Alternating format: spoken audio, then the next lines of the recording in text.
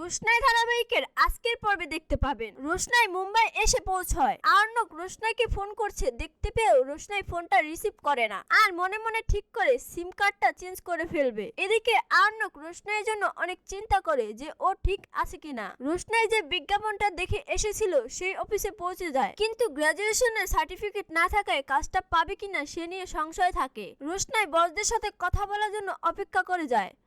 তারা আসলে রোশনাই কথা বলিয়ে দেওয়ার জন্য অনেক রিকোয়েস্ট করে। অন্যদিকে গরিমার অপারেশন সাকসেসফুল হয়েছে বলে জানায়। আর্ণব গরিমার সাথে কথা বলতে গেলে ডক্টর কোনো কথা বলতে নিষেধ করে। আর্ণব ডক্টরকে জিজ্ঞেস করে ও আগের মতো নাচতে পারবে কিনা। ডক্টর তখন বলে উনি সুস্থ না হওয়া পর্যন্ত এই কথা আমরা শিওর বলতে পারছি না। এদিকে মিনি বাগানে খেলছিল, তখন একটা বল দূর থেকে এসে মিনির পায়ের কাছে পড়ে। মিনি বলটা নিয়ে খেলতে থাকে, তখন লালন আসে বলটা কুড়িয়ে নিতে। মিনি তখন লালনের সাথে গল্প শুরু করে দেয়। মিনি লালনকে বলে রোশনাই বাড়ি ছেড়ে তাকে ছেড়ে চলে গেছে, এই জন্য তার অনেক মন খারাপ। লালন মিনিকে গান শোনায়। মিনি লালনকে বলে বাবার মাথায় জল ঢালতে গেলে তাকে যেন অবশ্যই নিয়ে যায়, সে প্রার্থনা করবে রোশনাই যাতে ফিরে আসে। অন্যদিকে রোশনাই প্রোডাকশন হাউসের ওনারদের সাথে কথা বলে তাদেরকে একটা কাজ দেওয়ার জন্য রিকোয়েস্ট করলে তারা রোশনাইকে গুরুজির দেখাশোনা করার জন্য অফার দেয় আর রোশনাই তাতে রাজি হয়ে যায়। তারা রোশনাইয়ের থাকা খাওয়ার জায়গার ব্যবস্থা করে দেয় আর পরের দিন থেকেই কাজে জয়েন করতে বলে।